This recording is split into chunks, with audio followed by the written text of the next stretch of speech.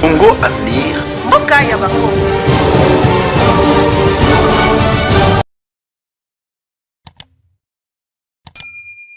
Fidèle abonné à Congo Avenir, merci na mio nyonso partout dans le monde. Et si ka wapi besoin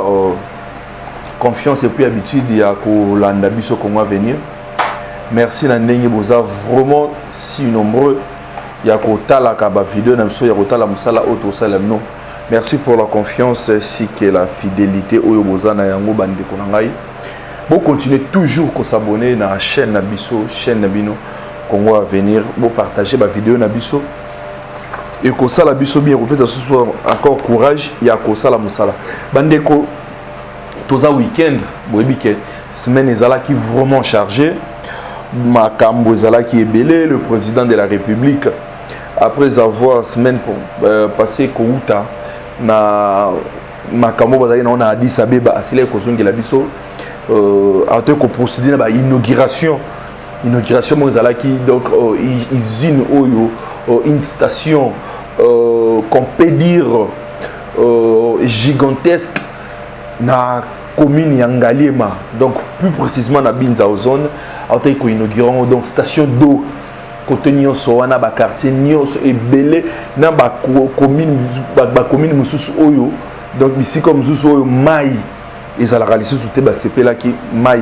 ici là kozongi la bango à part wana pe autaki ko pesa ko donc remettre na ba étudiants ba bus au Trans Academia donc pour nous permettre ba étudiants na biso oyo baza relève ya lobi oyo baza avenir ya mboka ko aider bango ko sunga bango na déplacement na bango à bonne et du forme na ba condition oyo eza impeccable na ba condition oyo eza donc le lenge muto zo kende kotanga il fallait afande là boko na masolo oyo point de presse et salami lelo le monsieur qu'on avait connu hier président de la CENI Corneille Nangaa aujourd'hui il a changé de casquette aye komi kotisa na kati ya monde politique beaucoup na kati ya masolo oyo asili ko cracher ba vérité na Jeune Afrique sur le vrai résultat il y a élection en 2018 Corneille Nangaa abimisi donc na masolo oyo boko yoka yango to solo la yango ezape na ndeko oyo congolais ya diaspora oyo salaka musala na ye confrère oyo na kobenga nani Kuswanika Fabien Kuswanika oboyebi bon ndenga salaka mesana toujours na ba buzz na ye ndebat bango na ba buzz to mona ki kaka asali publication moko na ba carte d'électeur ebelé keno a piégé CENI qui a azu carte qui a azu carte beaucoup ba vérité na kati ya masolo na biso ya mokolo ya lelo plus 243 81 369 17 43 bo s'abonner ebelé.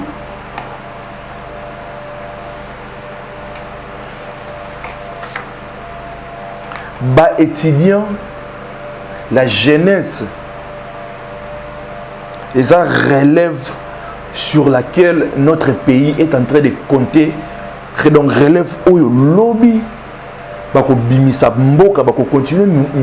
misala ya malamu oyo, bakambia lelo oyo bandekwa lelo bazako travailler, donc lobby jeunesse nde eko assurer, eko assumer relève wana. Yango wana le président de la République Félix Antoine Tshisekedi Tshilombo parce que année oyo eza année ya bilan année oyo eza année électorale donc boza na besoin bilan bokozwa bilan bokozwa ba travail bandeko na ngai biso parfois tozalaka wana tokitaka tomonaka misala ezo salama biloko mosusu boyebi nanu te boza ko ignorer cette année bokomona vraiment que non le monsieur avait donc malgré ses multiples voyages de Bolobaka mais na droite paix abandaki ko travailler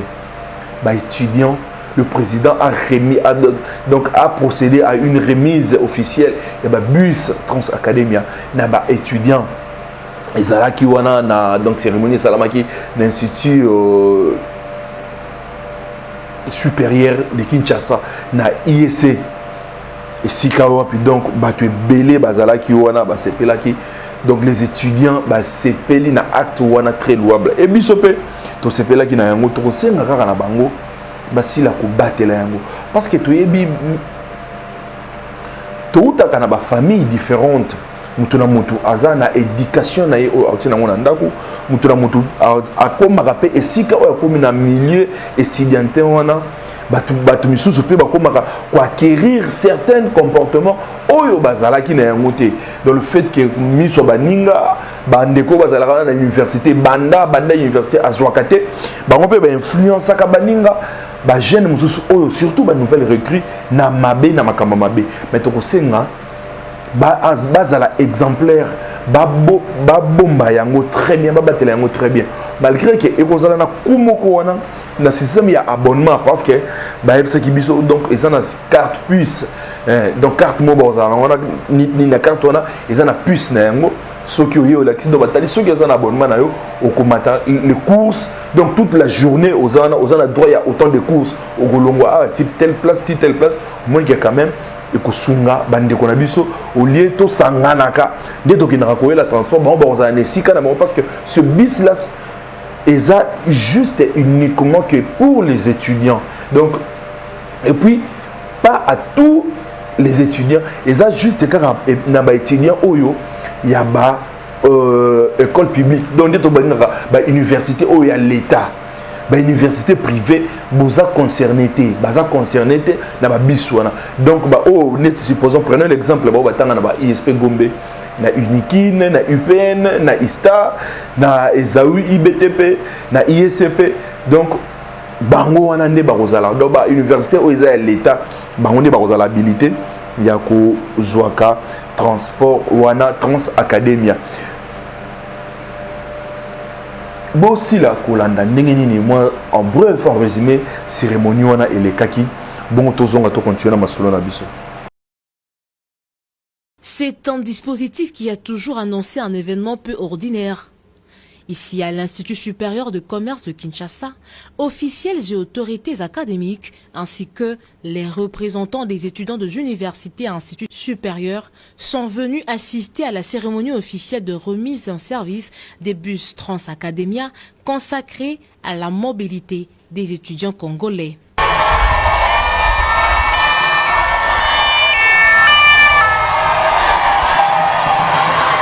L'initiateur de ce grand projet, dont la jeunesse remonte au 5 mai 2021, lors de sa visite des campus universitaires de l'UPN et de l'INBTP, Félix-Antoine Tshisekedi Tshilombo a fait le déplacement ce vendredi 24 février 2023 pour lier la parole à l'acte. Chose promise, chose due. La population congolaise en général et la communauté estudiantine n'oubliera pas de sitôt ce jour. C'est un jour historique, a confié le directeur général de ce nouvel établissement qui n'a pas caché sa joie. Trans Academia, c'est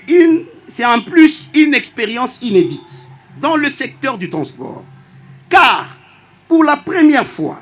le paiement dématérialisé des titres de transport sera déployé dans notre pays à travers un public friand des nouvelles technologies de l'information et de la communication. C'est via son application mobile Android ou iOS et le site internet www.transacademia.cd que notre jeune établissement assurera le transport exclusivement pour les étudiants préalablement identifiés à travers des souscriptions volontaires et validées par un abonnement, selon le choix d'un mois, 2 semaines, 1 semaine, pourquoi pas 3 jours. Au nom de ses camarades, le président national des étudiants a remercié le chef de l'État avant de lui promettre leur soutien total aux échéances électorales prochaines. Plusieurs actions ont été menées pour l'intérêt de l'étudiant congolais et d'autres sont en cours. C'est le cas par exemple de la connexion Wi-Fi, la connectivité à Internet gratuit pour accéder à la bibliothèque numérique nationale, la suppression de la vente des syllabus qui était devenu un casse-tête pour des parents à revenus faibles, mais aussi une discrimination de premier ordre pour nous étudiants. La réhabilitation des logements des étudiants à l'université de Kinshasa, à l'université pédagogique nationale, à l'Institut du bâtiment et travaux publics, pour ne citer que cela, et la construction des universités à travers le pays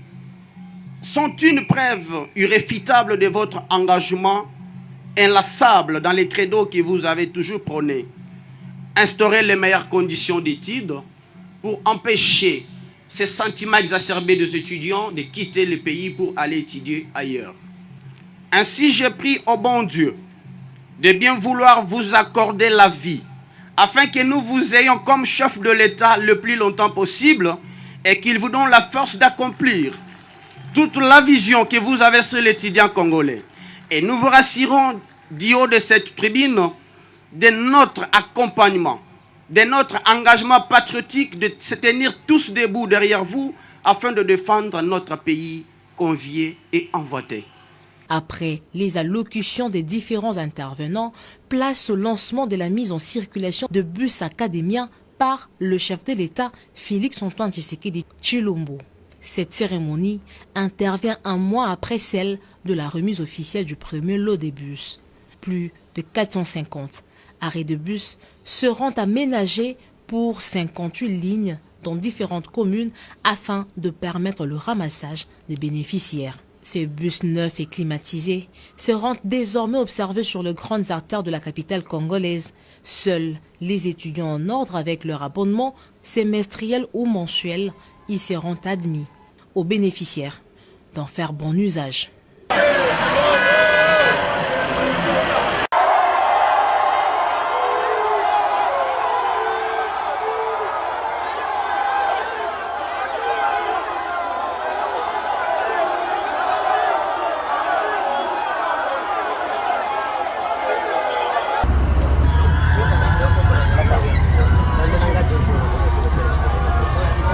Regardez leur visage, ça c'est amical. Oui, oui. C'est Ça amical. vient du fond de leur cœur. Oui, oui. C'est amical. C'est ça qu'ils disent qu'on a un président normal. Oui. Nous regardez, moi, c'est l'expression de leur visage là.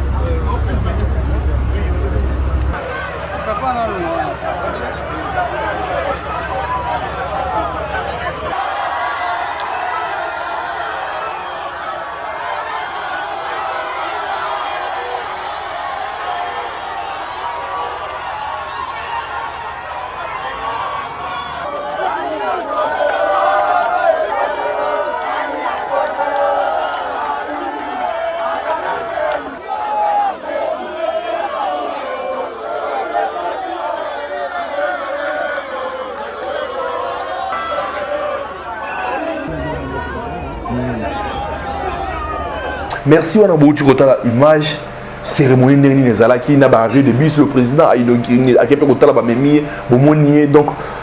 exemple na to s'appelle nango a matina kati ya bus pe afandi atali to sentir que bus est très climatisé bande ko na ngai ba étudiant et l'autre ko senga parce que ba bus est climatisé soki j'espère et rozala peine ngona soki nombre ya bato bakoki misusu bozela c'est pas que tout le monde a ndenge et comment ba transco parce que même ta ba transco na sera climatisé mais moyen ba ta climatisation ezala raté parce que niveau et ton ndakana pour mutu mususu ko yana tali ngana za na course na ngana za pressé ngana za na cours na yerbo ngana zela lisusu soko za na besoin au mata bien yaka era bien au komata na bus au super place à malonga mais ce qui est tondi ba débordement et ça la maté parce que débordement wana surcharge et ça la rabanini mais signalons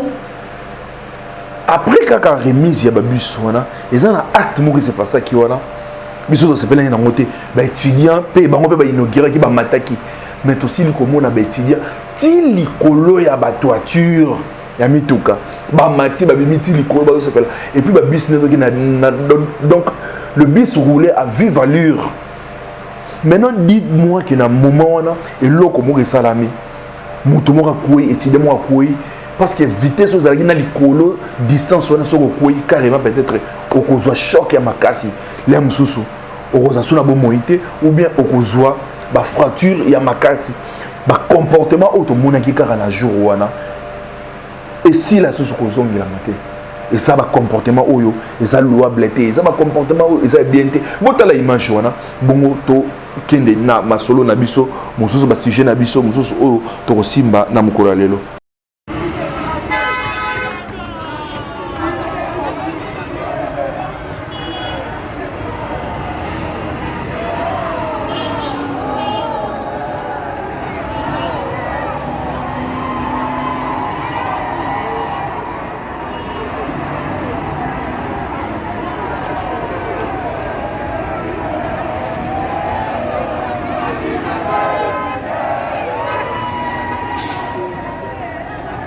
wana bouti kotala tabino mo bandeko na ngai, je ne pense pas que beaucoup sepela na yango. Et bandeko étudiants, si vous partez là-bas, si vous allez dans la université, c'est pour apprendre.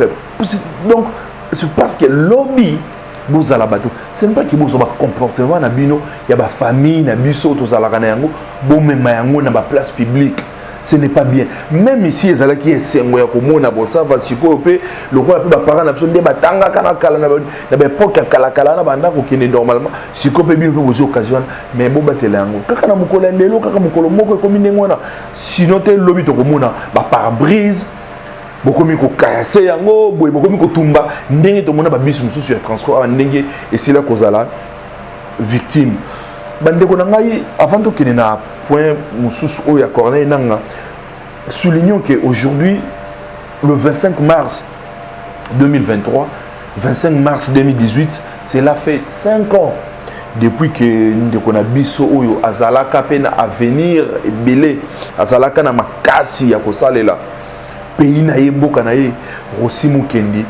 to pesi mbote mingi na veuve na ye et puis na orphelin na ye Nzambe apambola bango Nzambe a visité bango esika azali ba politicien est-ce que bokindaka kaka kotala Rossi wana famille na ye voulais-je dire parce que lelo yo na combat ya ndeko na biso Rossi bandeko ebele pe ba accéder na ba pouvoir. Est-ce que bolingo obozalaki nango ya mukolo ya liboso mikolo oyo atika biso aujourd'hui ça les 5 ans, est-ce que vous continuez à kende ba o ba sala yango coup de chapeau ba o ba sala yango te bo sala ka toujours makasi wana ya robosa na ndekwana te parce que donc jeune oyo akufaka na 35 ans. Il était encore jeune, militant catholique et pro-démocratie, mouvement pro-démocratie. Bango ba télémaka vraiment pour na ko boya glissement ou bien troisième mandat ya Joseph Kabila. Nde ba mikolo na ba manifestation ndeko azalaka ayaka kozwa masasi nde ememaka ye na liwa. Que son âme repose toujours en paix. Biso Congo venir na page na niveau na biso to sili kokanisa yo lelo zalaki mukolo oyo ndeko na biso Rossi Chimanga Mukendi atikaka biso pona kobundela mboka na ye ndenge pe bandeko pe baza belé partout oyo baza kobundela mboka na bango. Donc kimia Nzambe abatela bino maman na likambo fanisa ki biso to bandeko koloba ya Corneille Nangaa. Vous savez dans la vie j'allais souligner que quelquefois il faut apprendre à se taire. Il faut apprendre à se taire. Pourquoi? Parce que rôle de Corneille Nangaa en tant que président Séni, tout le rôle de Corneille Nangaa, ils allaient organiser l'élection parce qu'il était le président de Séni. Organiser l'élection. Puis n'a qu'au publier résultat y a vainqueur y a ba élection et non y a qu'au kendelelo ndenge Corneille Nangaa a ça l'interview na Jeune Afrique y a qu'au lobake il était na kati ya loge donc sika oyo ba négociation ba ndeko salama arrangement ndeko salama que Joseph Kabila a tikela kinde Félix Tshisekedi ki bokonzi oui Félix Tshisekedi a quitté Joseph Kabila, ils ont sauvé bien. Mais Corneille Nangaa souligne que Félix Tshisekedi sont au pouvoir, ils ont un accord politique. Et non, Félix Tshisekedi a qui vainqueur il y a l'élection 2018. Monsieur, parfois dans la vie, il faut savoir se taire. Lobby, dans 2018, on attend ce résultat, on a vu si tu étais vraiment un homme, après avoir publié, il fallait qu'à Mukoloana Olobat. Oh non, si j'avais pas parlé, c'est parce que tu as qui mboka et connaître ma ben de sang. Et ça passe. Les loyaux, au lieu de faire voir dans le monde entier que oh yo no pesa qui ezalaki donc un fruit, il y a accord politique mon salamaki donc ezalaki Félix Tshisekedi n'était pas vainqueur des élections. Tant que bandeko bakende ko contester, botindela biso Nani Nabino, je crois, Nani Nabino, Ndeko Nabino, Ronsard Malonda. Aka représenter Seni atali sabiso nyonso wana siko nyonso na biso tokoloba ndenge nini biso tokoloba nini or biso na mituna biso toyebi oyo biso oyo otalisaka biso yango wana nde izalaki je pense que yango wana ndezaki bosolo moi je pense que les premières impressions sont toujours bonnes oyo otalisaka biso mokolo wana yango nde ezalaki malamu o nyonso yo oyekoloba lelo non donc ezalaki un accord politique a été conclu et je demeure convaincu qu'il ne faut pas jeter la poubelle donc bazwa accord wana te babwaka ngo na poubelle parce que yango donc en quelque sorte tu voulais dire que président Félix Tshisekedi azongela Joseph Kabila ayokaka toujours oyo bayokanaki na accord wana. Qui t'a dit que ceux qui peut-être donc pour toi le vainqueur c'était qui? Ceux qui vainqueur Rwanda ils allaient qui Martin Fayoulou ndenge a réclamaka. Et toi tu penses que ceux qui publiaka yango en tant qu'un homme avec H majuscule ndenge baskela biso en tant qu'un homme au bali au télé au publiaka Martin Fayoulou. Makilani ndenge tanga. Olinga qui ça la juste logique na yo. Mais moi je pense que oyo olingi o formanté lelo c'est parce que qu'on se le dise au bimisi yango que au côté na monde politique au cause la candidat président ezalaki kaka forme moko boye ya koluka ko attirer population dans le monde entier batuba chayoka na terrain oyo mais sauf que monsieur il faut savoir terrain oyo yo oye ezalaka terrain moko ezalaka trop glissant soki osalima seki na terrain wana. Moi je pense que la bienvenue de recorner inanga la bienvenue donc bonga manaba arme parce que après la déclaration na yo yeba yango ezana makambo belle o ekolanda yo terrain o okotiwana zala makase parce que ba élection na yo oyebike ba élection na yo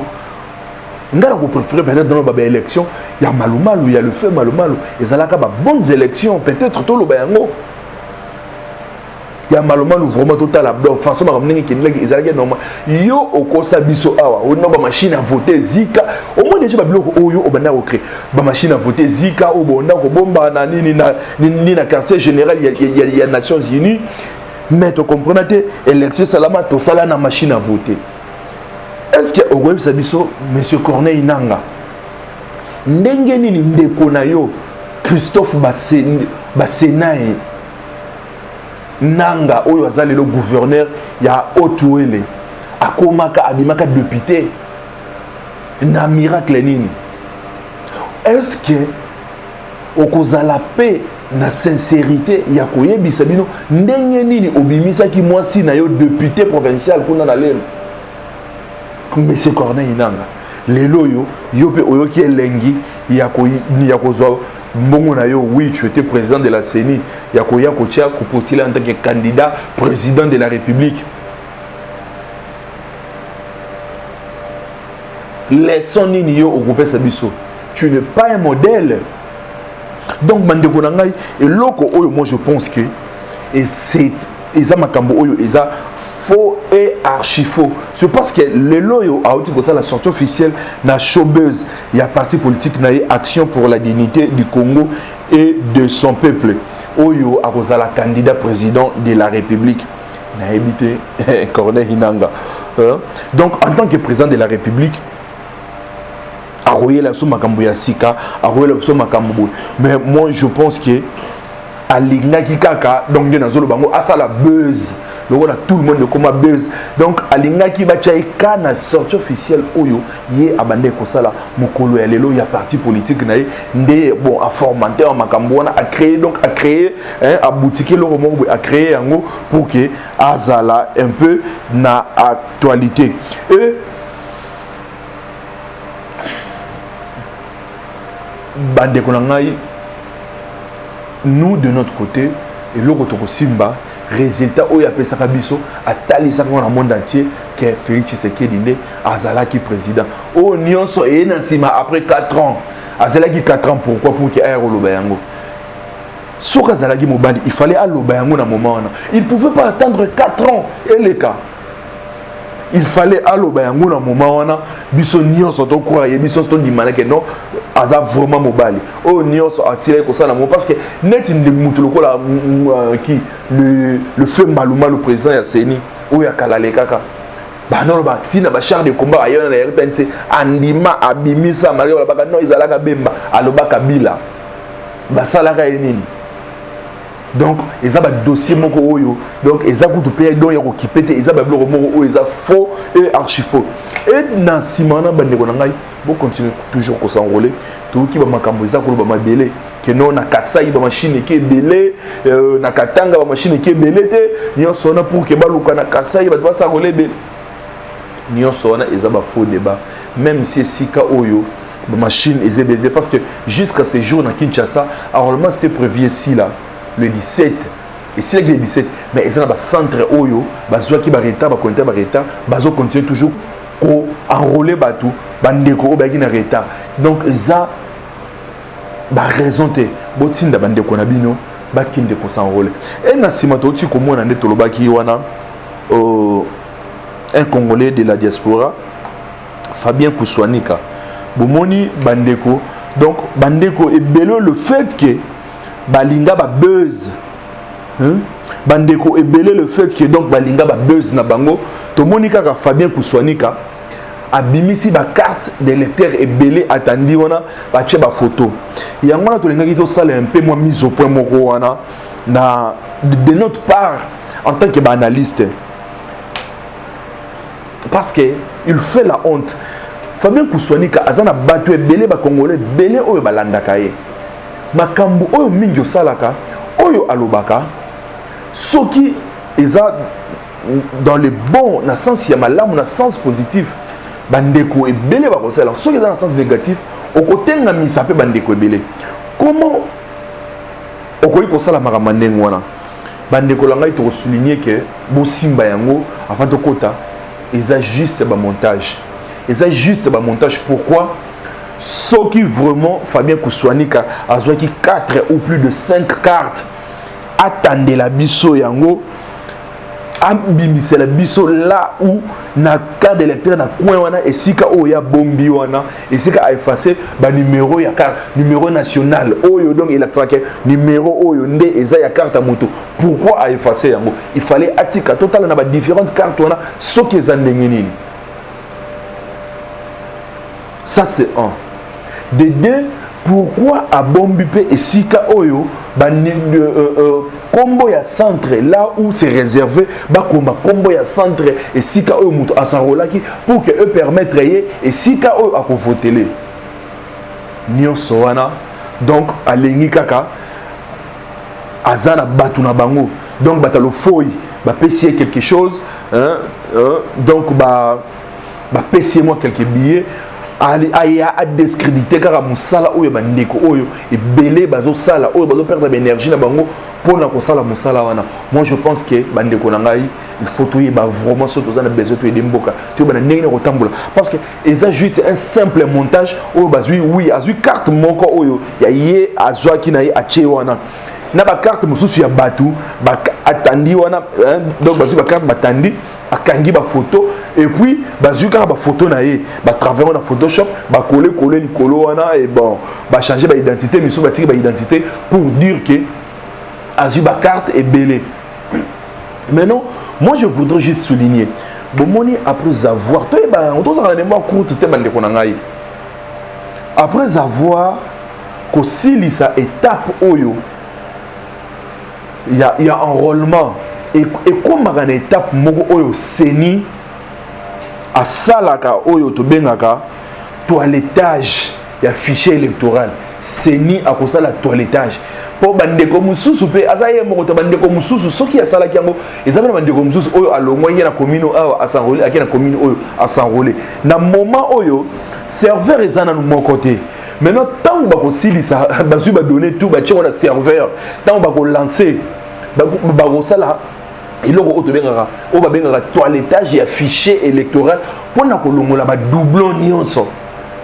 o nyonso ba komona ke combo boye ça une combo boye identité empreinte digitale parce que elle boye ki empreinte digitale ça na empreinte digitale o ba sala ki biso misapi ya misu donc il y a makamone so partout donc partout oyo ba doublon et kozala donc carrément ba kolongola et ça nango qui enquêté oui au salino yango c'est bien mais yeba yango toilettage et affiché et que ça ma pona kolongola ba kanyo sur ba doublon. Moi je pense que les jours où il y a enrôlement, disons le jour où il y a vote, je ne pense pas qu'il y a différents centres où nous sommes s'enrôler. Parce qu'après avoir disons voté, après avoir voté, soit tu sapina yo moko au côté ici na encre wana et vraiment quelques jours pour que olongwa. Donc il y a toujours de moyens où ça la marqué mutu akoyi ko voter deux fois. Donc lorsque les gens disent que non ngaba voter les ngai 3 fois 4 fois 5 fois à part peut-être système où bande ko sala bazui ba bulletin ya bato ba bulletin wana donc na période de kabila no sama bazui mutu mo zui ba bulletin ba kei à cocher puis bazui ba côté mais na système ya machine à voter quand même. Après avoir voté aux unions côté sikuna bakotia biso bacheyo encre na musapi donc ceux qui déjà aux en encre c'est que ça au voter babiloko wana ya ba petit donc pour faire quand même aussi ba montage ndenge wana il faut vous la peine mayele makas il faut que vous soyez connaissance na yo intelligence na ko pousser yango trop loin et non que le gars créer buzz pour que le monde entier mamona nga intel nga kuswanika na mona donc même si tu as la haine na mutu mobo et contre mutu boy donc o le gars o sala kaka makambu pona ko bebisa nini donc ndeko ils ont vraiment système il y a bien tes façons il y a bien tes ce qui kaka to banda otambula ka ndengona donc moi je pense que un jour on va perdre de valeur beaucoup de valeur dans ces pays il y a ngona biso na Congo à venir nous soutenons de valeurs vraies